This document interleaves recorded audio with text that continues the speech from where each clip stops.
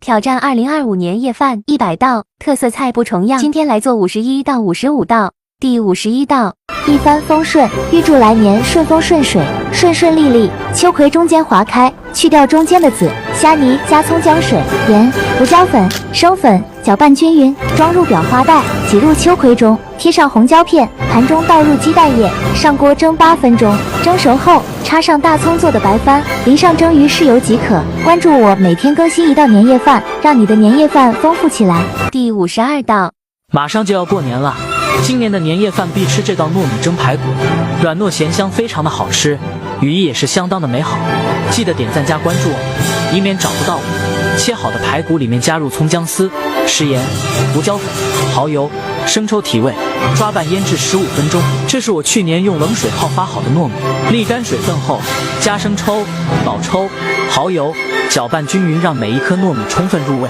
放入排骨，让它均匀的裹上糯米，码在盘中成圆形，再放入新鲜的玉米棒子。锅中水开上气蒸1个小时即可。这样做的糯米蒸排骨咸香软糯，我家3个孩子抢着吃。过年你也学一学，做给家人吃吧。非常感谢。第53道，您可要看好了，这是年夜饭必吃的一道主打菜，花开富贵，寓意年年富贵。外面一份98，自己在家做，成本只要8块8。首先把去皮的土豆切成均匀的薄片，放1勺盐，加清水浸泡10分钟，像这样柔软就可以了。沥干水分，再裹上一层薄薄的淀粉，先取一片卷成喇叭状，然后像玫瑰花一样一片一片的包裹起来，底部插上牙签固定，一朵土豆玫瑰花就做好了。碗中打入1个大学刚毕业的蛋，搅匀打散。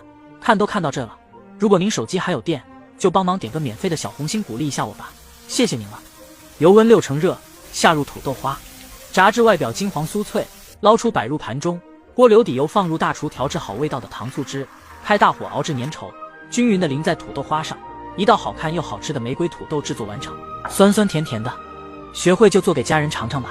第54道，年夜饭的餐桌上一定少不了八宝饭，寓意团圆美满，幸福甜蜜，财源滚滚。准备好果仁、糯米，提前浸泡24小时，碗里刷油，放进红枣、葡萄干和喜欢的果仁，一层糯米，一层蜜豆，再一层糯米。蜜豆也可以用红糖代替，每一层用勺子压紧，也可以摆成自己喜欢的花型。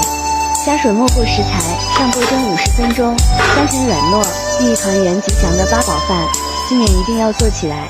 第55道，手那流星弯月刀，喊着响亮的口号，前方客人报上名，有能耐你别跑。我一生戎马刀上飘，像个英雄弯下乡。